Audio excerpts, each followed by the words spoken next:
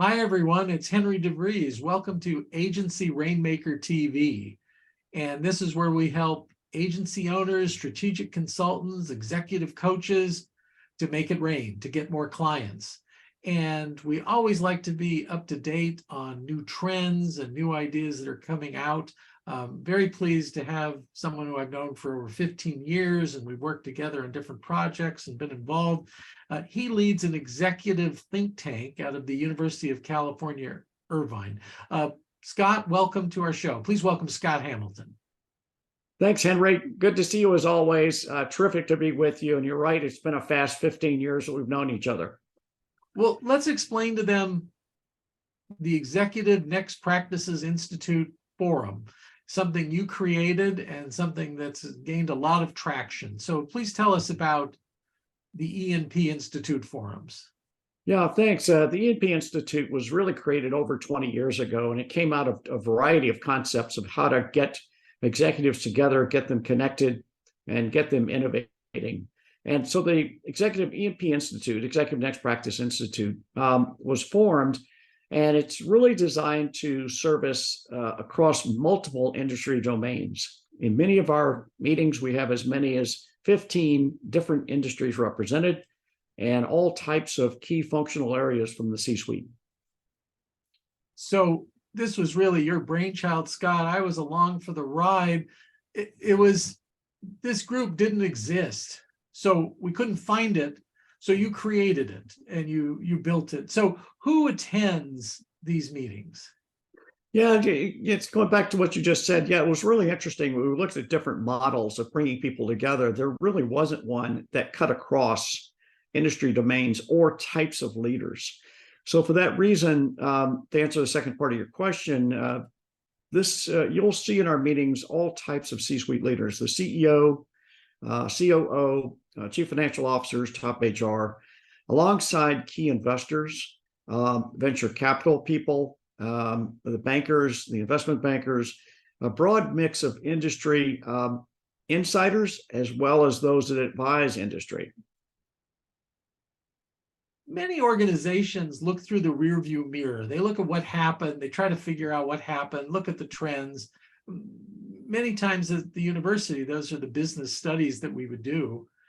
You were always looking forward. You were looking through the windshield. You were looking what's ahead. Sometimes I say it was like the car driving at night and the headlights could only see 200 feet in front of us. You were always telling us what's next beyond the headlines. How did that idea get started? Well, it was really came out of this idea of benchmarking and best practices. And we started looking at what people were talking about. And best practices have a tendency to look backwards at what others are doing best rather than look what's best for you. So we came up with this concept called Next Practices, which is basically taking your business model, your strategy, your tactics, and applying it in a unique way in your marketplace. And so we're always looking forward. What's coming next? What's going to be relevant for your organization? And the best way to learn that is often not inside your industry, but by rubbing shoulders with people outside your industry circle. I know for many of my authors, you've brought them in before their books come out, so we get a glimpse of what's coming. So how would you describe what the executives get out of the forums? Yeah, it's really interesting because we do try to get this first look opportunity at emerging concepts, technology, tools, techniques, strategy. That first look that others haven't seen, that's not widely known about via the internet. For example, we looked at blockchain well before it became widely known. That was some 10 years ago. So the people that attend these forums have told us over and over again that they take away these unique ideas, these fresh perspectives, these new ways of innovating out of every session. They get one to often dozens of ideas that they can apply immediately to their own business. And it comes out of these carefully orchestrated conversations we have and thought leaders that get before these groups that are speaking in punchlines, not long-winded lectures, but getting right to the point about what is this emerging technology or emerging trend or emerging thinking that leaders should be looking at. something I've admired, if I may pay you the compliment, is you've always focused on interaction. So it's not C-suite coming in to get lectured at. It's for them to be part of this conversation, for them to be part of the program and what's happening, and the wisdom of the team that you've assembled there. Well, let's talk about growing and scaling a business. So you've got something coming up on August 10th that'll be interactive. Tell us about it. This is thanks for bringing this up, Henry. This is a very popular series that we run on growth and scaling. And we had done this, it's called the third annual. It's probably more like the ninth annual. It's such a popular series, but it cuts to the very core of what it takes to grow and accelerate a business. And so it will be talking about how to scale a business, whether you are already at 10 million in revenue, all the way up to 500 million in revenue plus. And it also attacks the issues of how you scale and get to different platform levels. For example, if you're at 10 million in revenue, getting to 25 million requires you to change a number of facets to your business model, whether it be leadership or structure or design, or even product market fix. So there's a lot of things you have to consider when you make these what we call platform leaps: 10 to 25, 25 to 50, 50 to 100. So this forum, led by other CEOs, will talk specifically about the strategies and tactics for making those platform leaps in the face of market headwinds like we're seeing in Q3, Q4 of 23 and on into 24. I always look for places where people want to go to get smarter, to make better decisions. And that's certainly what the ENP forums are about for these C-level executives. And I've also found for strategic consultants, business advisors, executive coaches, they can gain a lot of insights at these events too. And it's a place where we're just getting smarter and helping each other doing that. Now, I am curious about your rainmaking, because you've started this from scratch and now you have quite a following for ENP.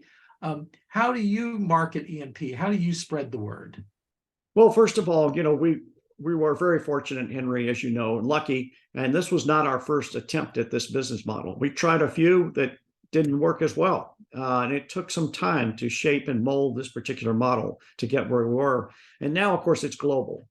The other facet we had that helped us grow was attaching ourselves to a university system. So we are co-located at the University of California Irvine in a place called Beall Applied Innovation. So we have a built-in place to study these innovative ideas. In terms of getting our message out, we use a number of channels. Social media, of course, all the social media channels. We also rely on other associations and building alliances with executive groups like the Financial Executives International, like Vistage, and many other types of entities where these CEOs attend. We also do direct reach into the enterprise level companies in the community. And we have large teams of advisors, many of whom are coaches and consultants, that help us target and get the right people into every meeting. And that's really been our secret sauce. It hasn't been always a large broadcast type message. It's been a very targeted approach to get the right people at the right time into the room. And you'll see this at the Growth and Scale Summit, people from all types of industries and being spoken to by people from all types of industries, whether it be digital marketing. Again, we have the CEO of Wahoo's, the famous fish restaurant company that grew to $100 million, and many others. We have one other person I'll mention, who was the right-hand person to John Chambers at Cisco, who has now incubated his own AI company. He'll be coming in to speak. So again, rather than being lectured to, they'll have these conversations with these people who are in the seat and who are actively scaling and growing their companies. So I'll put my Forbes.com hat on. I want to thank you for all the great stories you've helped me find through the years of people who are making a difference there and have good ideas to share, next ideas to share. So thanks for that. I look forward to being there and helping to facilitate some conversations. So Scott, thank you very much. This has been another episode of Agency Rainmaker TV. And until we see you next time, make it rain.